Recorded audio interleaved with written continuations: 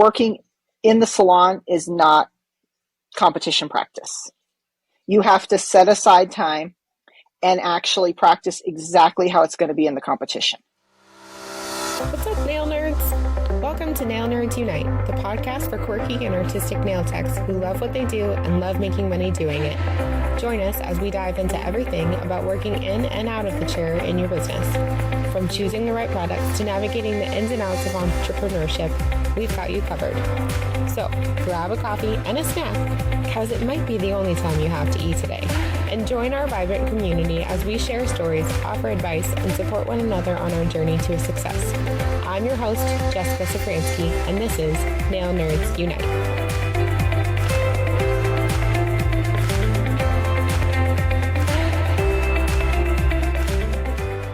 Hey Nail Nerds, I'm so excited for you to join me on this episode today as we continue our series on efficiency.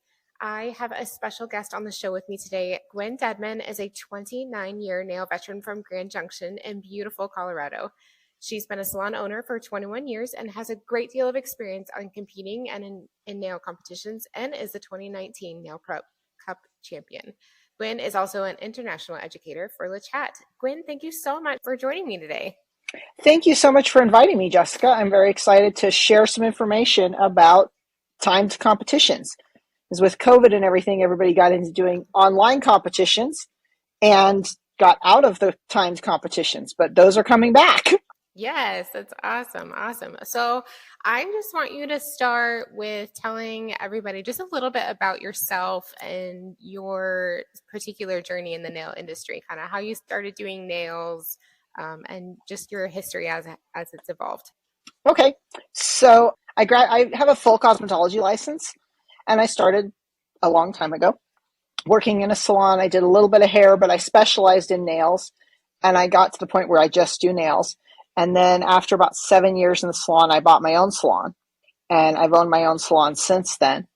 And I had taken tons of education. I always loved to take classes.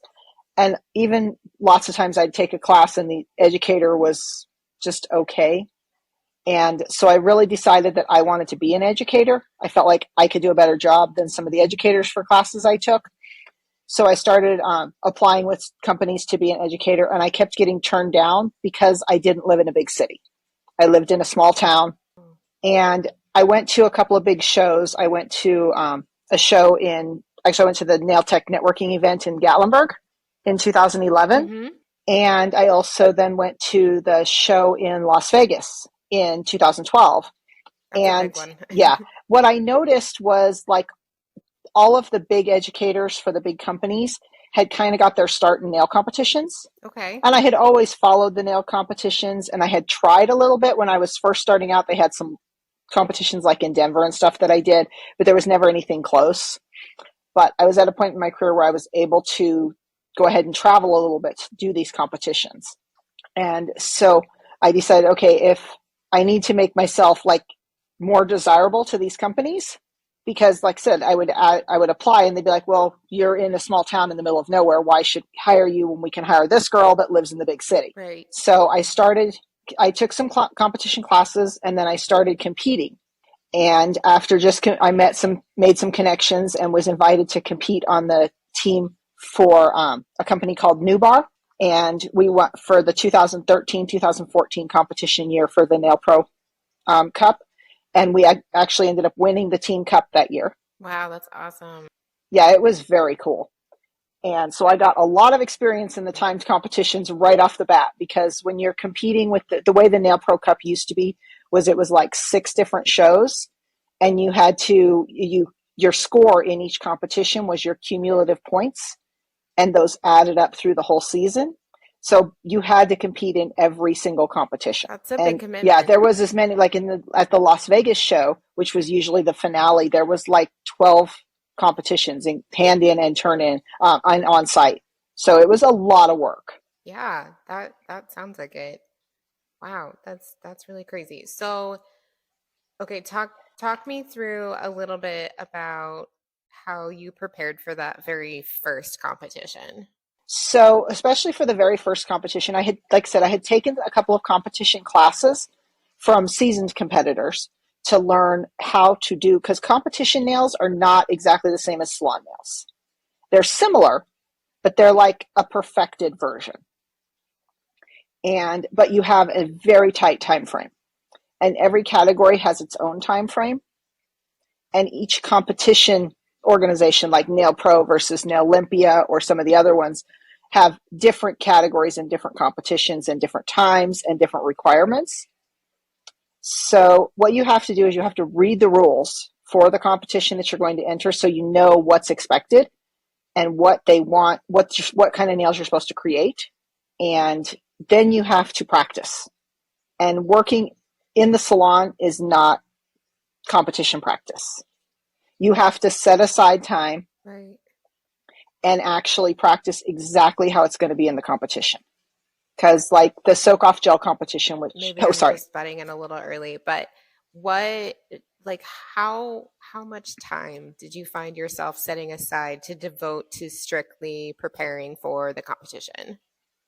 So depending on the competition, like I would practice on a model maybe once or twice before the competition Mm-hmm. for like each category that I was entering. Or a lot of times I would just practice, like if it was a two-handed competition, I would just do half the amount of time that I was going to be allowed and practice on one hand on myself.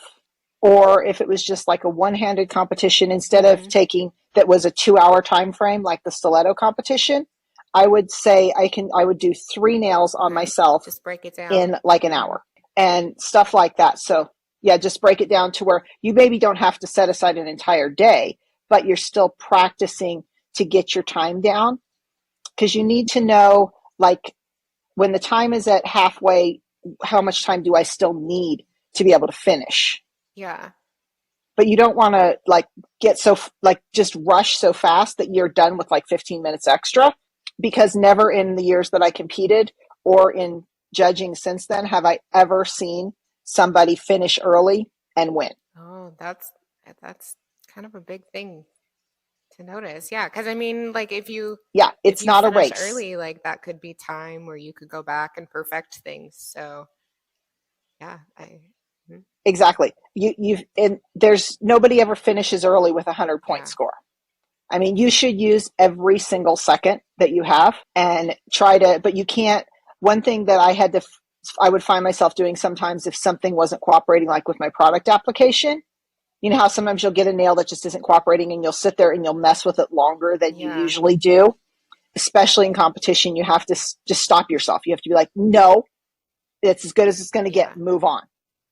Because if you waste 15 minutes here, then everything else is going to fall right. apart later. Yeah. Well, and you risk like having everything else be off because like maybe you won't even get to some of the nails, and it's better to probably submit a whole complete Exactly. set rather than, a really, really good three-quarters of a set.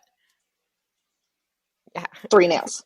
Exactly. Yeah, absolutely. One of the, especially, so the way that when Nail Pro had their big competitions that we used to do here, they could only judge the top 10 because of the way they judged.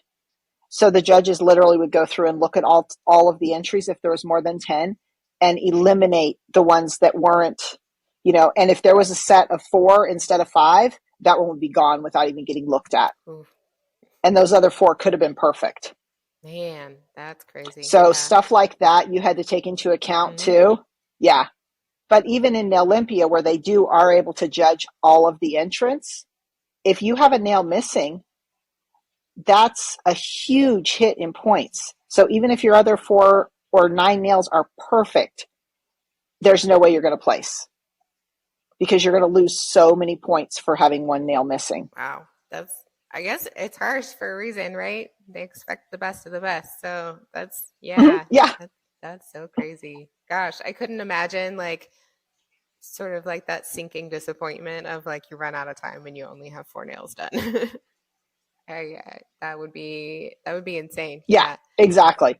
I mean, but that's Yeah. poor planning, because that shouldn't happen if you've Hmm. practiced and planned your time correctly and done what you're supposed to do. I mean, stuff happens. I've broken a nail during during the Oh buffing, where gosh. you have like 30 seconds left, or there's stuff happens and you have to be able to roll with that too. You can't just let that destroy your whole Mm-hmm. experience.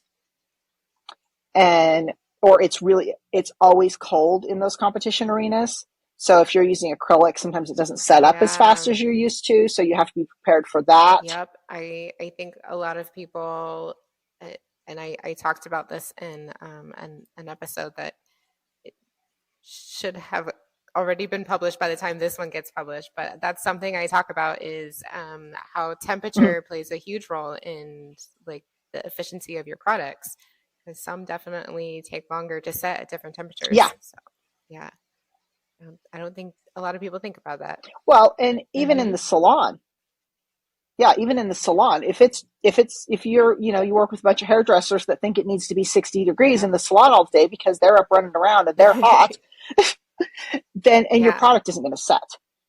But same thing, if your air conditioner isn't working and it's 80 degrees in the salon, your acrylic sets up the second you Yep. pick it up on the brush. Yep. Had that happen. Yeah. Awesome. So walk me through, you've done so many competitions. Walk me through like just your mindset in that very, very first one.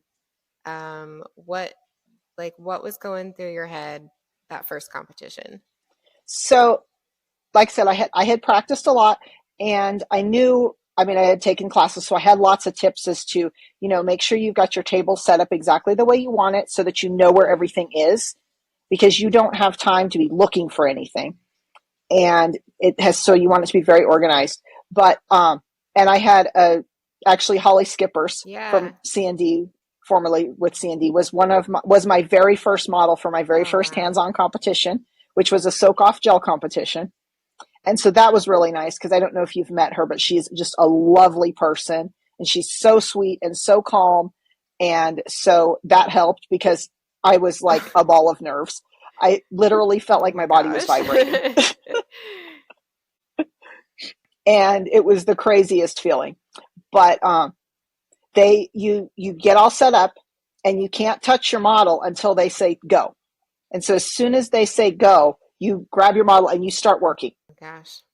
And you have to have a really efficient system planned out because you want to be working constantly. Mm-hmm. And so you're just kind of focusing on doing what you're doing and checking the time every once in a while and making sure that you're on track with where you feel like you should be, and um, just trying to make sure that you're staying on track and get everything done, so that because when they call time, you have to stick your hands in the air, your model sticks their hands in the air, and you stop. You have to stop touching your model the second they call time, or they can disqualify you. So intense. I can't imagine. I mean, It's crazy. you Mhm. say a big ball of nerves, and I feel like I can feel that feeling for you, just being super nervous. Mhm. That's awesome though that you had like a great model to start off with, because I do think that that would absolutely make a Yeah. huge difference. So Yeah, that helped a bunch. good, good. So after you kind of started competing and preparing for that first competition and then all the consecutive competitions that you've done, how do you feel Mhm. like your efficiency changed what you were doing in the salon? So like I said, salon nails are not good practice for competition, but competition nails are phenomenal for increasing your efficiency in the salon. Because in the competition, you have such a close time frame you're working on, but also just practicing for competition, and you really focus on your product control and making the nails so that you do as little filing as possible so that you can finish them more perfect and finish them faster. So then that will reflect in the salon, and you'll see your salon work get better and faster. And plus, when you're competing, there, after you're done, you can talk to the judges and they'll show you every little flaw and, you know, where you needed to do more. And a lot of times they'll give you tips. They'll say, okay, do you see how you're heavy on this side on all your nails? And in the salon, you would never look that close at your nails and realize that, oh, look, I have this heavy side. We always do. Everybody does. We have a side that's Hmm. easier for us to Yeah. file, or our product, it's just, that's how it works. And, Yeah. but when you do competition, they point those things out to you and you get quicker at noticing where those flaws are, like where you have a high spot in the nail, or just glancing at the nail and you can see that there's the way the light reflects off of it, that it's not perfectly smooth, instead of having to spend all this time like turning it around and looking all different directions. You can just glance at Mm-hmm. that nail and know right where that is and know how to fix that through competition and competition practice. Awesome. So Because I where, think in competition, oh yeah, go ahead. sorry, I was going to say in competition, you're so focused on making a perfect nail, whereas in the salon, you're focused on doing good nails and entertaining the client and listening to them and getting them on, figuring out what they want and talking to them and getting them done so you can get on to the next person. And, but there's more going on, where with competition, you can just focus on the nails. Yeah, I do think that does play a huge role because a lot of people, when they're competing their service times with other people too, I think they forget that, your service time that you block out includes typically a whole lot more than Mhm. just that actual service. So I think that's great to point Exactly. out. hmm What would you say is like the maybe like top three things that the judges were able to give you feedback on, that there were things that you had to improve on? So it changed as you went, because as your work improves, then what they tell you, there's always more that you can improve on. But like when hmm you first start, the judges will point out the big mistakes. And then as you get further along and you get better, then they're pointing out such teeny fine details that you wouldn't even notice. But I would say, like for me personally, one of my areas that I always struggled the most in was the smile lines, where the hmm pink and white meet, and just getting that more perfect. That was always a lot of, so I had to practice that a lot for a long time, because that was one of my big struggles. I could get the shaping down really nice, but I always would struggle with that. And so just through practicing more and more, I could get better at that. Awesome. So let me rewind just a little bit because you touched a little bit on Mm-hmm. like how your setup was supposed to be, like where you put all of your stuff. Mm-hmm. And I know for me personally, that's like one of the biggest things I love to talk to people about is like just to have things easily accessible. Did you find that when you started competing, you went back to the salon and sort of like changed everything, like moved everything around? Not really, because a lot of my setup on the competition table is very similar to my setup on my nail table, because of the muscle memory of knowing where hmm everything is. Except that in the salon, I like to kind of put stuff away and take it out, and put it away and take it out as I'm using it, so that it stays really organized and clean. In competition, you can't do that. So you have to just have everything laid out on your table exactly where it needs to be, so that you can just grab it and go when you're ready for that step.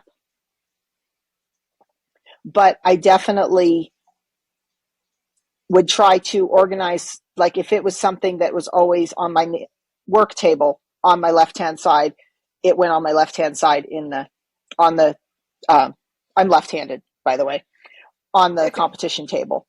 And if it was something that I needed early in the competition, that also went right there. So it was ready to be grabbed, because then, like if I would switch to another, like when I go from applying product to finishing, I would have, sometimes my nail files would be set up on my right hand side, and I'd just grab them and move them over to the left hand side, just grab them as one and put them over and get them where I needed them. But I would just, during the competition, you don't worry about putting stuff away, closing stuff up. You just kind of scoot it out of the way, because you don't want to waste any time doing that. Yeah, that makes sense. That makes a lot of sense. So, okay, you've been an educator for how long did you say? So, like I said, I started with, I worked for New Bar for the 1 year, working the shows and doing the competitions. And then after that, they actually disbanded the competition team. So I went to Crystal Nails, and I Okay. worked for them until 2018. And then in 2018, they decided they weren't going to do the U.S. distributorship so much anymore. And so that's when I went to Le Chat, was in January of 2019. And they were my sponsor when I won the team or the individual cup with Nailpro in 2019. And I've worked for them ever since as an educator. Yeah, so you've been an educator for years. Yeah, since 2014. Yeah, that's awesome. So you've been an educator for almost 10 years, Yeah. right? Yep. 10 years. Yeah. Yeah.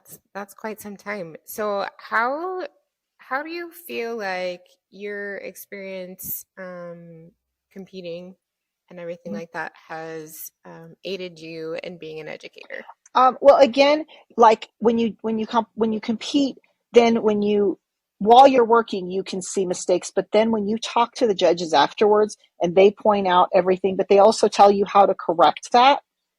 That then comes into when you're teaching. Then you can see those mistakes that somebody's making while you're teaching them, and know how to tell them how to correct that. Because that's Hmm. a lot of shortcomings I saw with educators when when I decided to become an educator, was that one, when you'd ask, well, how do I fix that? They didn't know. They didn't know how to overcome this issue or that issue, or how to explain to somebody what they were doing wrong that was causing this problem, or that kind of thing. Yeah, I do think that's pretty important. And I think I've experienced that as well when I've gone to take classes. There are plenty of times where it's like, okay, well, this is all like surface level, but like tell me tell me what I'm terrible at, please, because like I want to get Yeah. better. So I Well, think and that's you'll run into awesome that you have educators that that experience don't that you want can to. provide that for other Yeah, people. they don't want to hurt people's feelings, so they don't tell them, how to do it. They don't tell them that they're doing bad. Like, I've taken classes where the educator tells everybody their nails are perfect, and darn good and well they're not. You're sitting here going, no, this is not perfect. How do I fix this? And they're like, no, no, no, it's great. It's great. And you're like, that's not what I want to hear. Yeah, right? Like you're paying good money to take a class so you can get better. Exactly. So you need to Mhm. figure that out. Yeah, yeah. I think that's awesome. Okay, so just overall, why don't you tell our listeners just maybe 3 to 5 of your very top tips for how they can improve their efficiency, um, like in the salon space? So, in the salon space, to improve your efficiency, you really have to pay attention to what you're doing and have a system. So, like, you have to do everything, you do it in the same order for every single client, and don't jump around. I've worked with people in the past that they would come in and, okay, so we're going to shorten the nails, and then we're going to go through and do the cuticles, and then we might file them a little bit. Oh, and then we're going to shape them when we do but then the next client, they would do totally different. And so you want to have a very specific system. Even though every client's different, you're still kind of going through the same process. Like, client sits in my chair. Yeah. First thing I do is, if they need length taken down, we take the length down. We take off the gel polish. We do their cuticles. We do their filing. All my clients wear hard gel or acrylic over their natural nails, with usually gel polish over the top of that for color. And then I, get them all prepped for apply the product, and then go through, do all my finish filing, and do the polish. They select their color while I'm doing the finish filing, because then I don't get a bunch of dust in my color swatches that then I have to deal with cleaning later when I'm making a bunch of dust with the electric file. And just, like I said, have an exact system, and also make sure that everything that you're going to use is easily accessible. You don't have to, oh, this is in the other room, I got to go get that out of the other room. And I know some salons, that's how they're Yeah. set up. They just don't have the room. Like, I have I have my own space. So I have a nail table with lots of drawers, and then I have a bunch of IKEA drawers behind me. So everything is right there, but I Yep. also know where everything is. I don't spend 15 minutes trying to remember what Yeah. drawer I stuck this in, because I just threw everything in a drawer when I got done at the end of the day. Everything goes back in the exact same spot it came out of. I can literally reach in my drawers and grab Yeah. stuff without even looking, because I know what I'm looking. I know where Yeah. it So is. everything's got a home. Yeah. And it always goes in the same place. Yeah. And like if something moves around in the drawer, when you open and close the drawer, I will literally grab the wrong bottle because it has now slid to where the bottle that I want is. So sometimes it's that yeah, muscle exactly. memory. Sometimes it's a little too much. But yeah, I think it's really Yeah. important to have a very specific organization for everything that works for you. Awesome. Awesome. Okay, so just finally, why don't you go ahead and tell everybody where they can find you, how they connect with you, and then if you've got any classes coming up. So at this time, I don't have any classes. I think I'm going to be doing a demo day at a beauty supply in St. George, Utah in the middle of June. They're doing a grand opening. I don't have the information for the beauty supply yet. They just messaged me a couple weeks ago about maybe doing this. But I am at Nails by Gwen on Instagram and Facebook. Facebook, you're better off to connect to my personal page, which is Guin Deadman Littlefield. I'm not good at posting on the business page. Also not super good at posting on Instagram. Kind of lazy about all the posting right now. But I do respond to messages really fast. So welcome to message me any questions you have about competition. I love to share information about competition. I'm also more than happy to do one-on-one classes if anybody wants to come to me and have one-on-one classes, Great. because I've found that seems to actually work better than trying to organize a big class, because you get everybody that says, oh, I want a class, I want a class, I want a class. And then, oh, that doesn't work for me. Oh, that doesn't work for me. Oh, that doesn't work for me. So I'm just like, you know what? Just schedule a one-on-one class and we'll do it that way. Yeah, that's awesome. Well, thank you so much for taking the time to talk with us today. You're very welcome. Thank you for And thank inviting you me. for sharing your competition Mhm. story. Yes, you're so welcome. Until next time, keep creating, keep thriving, and stay nerdy.